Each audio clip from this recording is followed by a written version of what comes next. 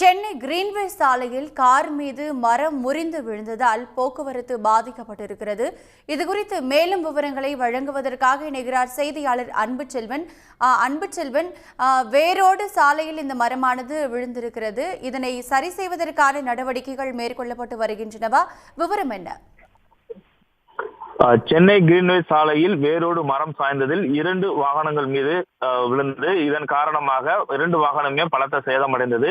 ஆனால் கார்களில் பயணித்தவர்களுக்கு எவ்விதமான பாதிப்பும் ஏற்படவில்லை. வாகனத்தில் சென்ற வாகனங்களுக்கு மட்டுமே பாதிப்பு ஏற்பட்டது. இந்த தகவல் அறிந்ததுமே தீயணைப்பு மீட்பு படையினுடைய வாகனமும் அதே போன்று மாநகராட்சி பணியாளர்கள் உடனடியாக வந்து இந்த மரத்தை அறுத்து அகற்றக்கூடிய பணிகளை தீவிரமாக மேற்கொண்டனர். இதன் காரணமாக மரங்களுடைய கிளைகள் அனைத்தும் அகற்றப்பட்டு 2 வாகனங்களும் உடனடியாக மீட்கப்பட்டது. ஆனால் அதில் பயணம் செய்தவர்கள் யாருக்கும் எவ்விதமான பாதிப்பும் ஏற்படவில்லை.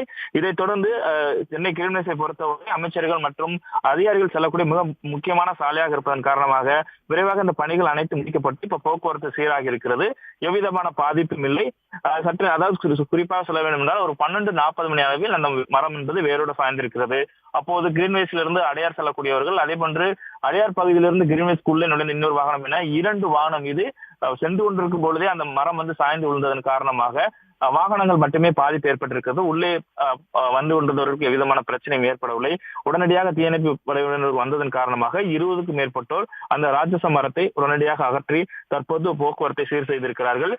சென்னையை பொறுத்தவரை அவ்வப்போது விட்டு மழை பெய்து கொண்டிருந்தாலும் கனமழை பெய்து வரக்கூடிய ஒரு சூழ்நிலையில் இந்த மரம் விழுந்திருக்கிறது. உடனடியாக அதை அகற்றக்கூடிய பணிகளை மேற்கொண்டு போக்குவரத்து என்பது தற்போது கிரீன்வே சாலையில் சீராகி இருக்கிறது. அன்புச்செல்வன், விவரங்களுக்கு நன்றி. உடனுக்குடன் செய்திகளை தெரிந்து கொள்ள சன் நியூஸ் பெல் ஐகானை கிளிக் பண்ணுங்க.